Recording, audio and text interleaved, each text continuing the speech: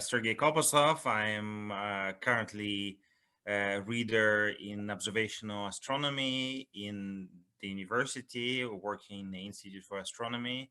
So before I was working in Carnegie Mellon University in the US, and before that in Cambridge University. I'm working on studying the Milky Way galaxy, the dwarf galaxies orbiting around the Milky Way, studying stellar populations in order to try to understand the properties of dark matter, how galaxies form, and just exploring the large astronomical data sets that we have now in abundance. So I think it's honestly an interesting story because my mother she was a mathematician, and at some point she bought some when she was, I think, undergrad or something. She bought some books, astronomy books about galaxies and etc. And so we had a few of those books in the house, and so I just kind of read them, and I liked like pictures of interacting galaxies and so on and so forth, and then decided to go to some after school classes we had on in the observatory. And so I kind of started to become more interested in astrophysics, and then it kind of went on from there.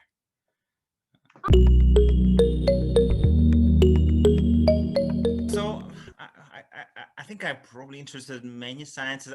When I was deciding what I want to do for my undergrad, I was really I was unsure whether I want to do maths or astrophysics, and I kind of was pursuing two careers simultaneously for a couple of years, but then I chose astrophysics.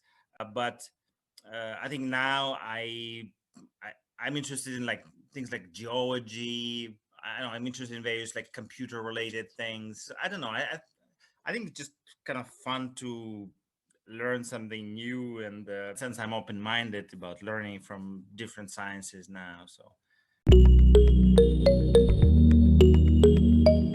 from astrophysics point of view, I guess there are few things that are particularly interesting.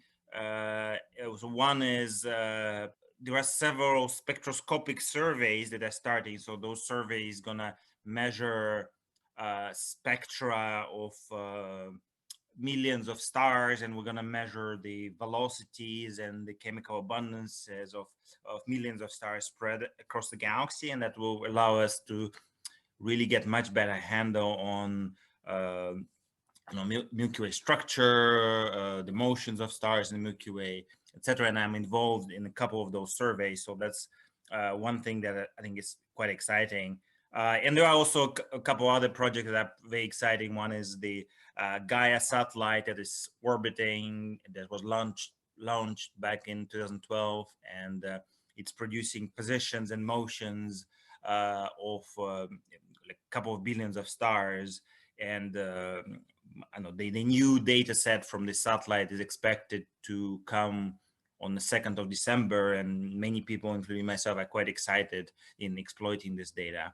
And finally, there is another big survey that I'm also very eagerly awaiting, is the LSST, or currently it's known as a Vera Rubin telescope, which is basically large imaging survey that's going to image 2/3 of the sky, and very large telescope. So it's going to provide very deep images and very deep catalogs of stars. So that's again something.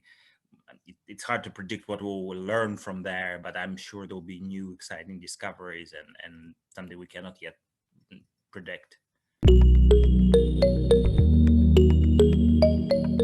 One of the big challenges we have in astrophysics, I think, is that we don't know what dark matter is. I know we measured how much dark matter there is in various objects. We know how much dark matter there is in the universe, but I think we still don't know what it is, whether it's a particle, whether it's a small particle, large particle. Yeah, from my point of view, understanding dark matter, that's really one of the biggest kind of questions that we have in astrophysics, or maybe even in general in physics.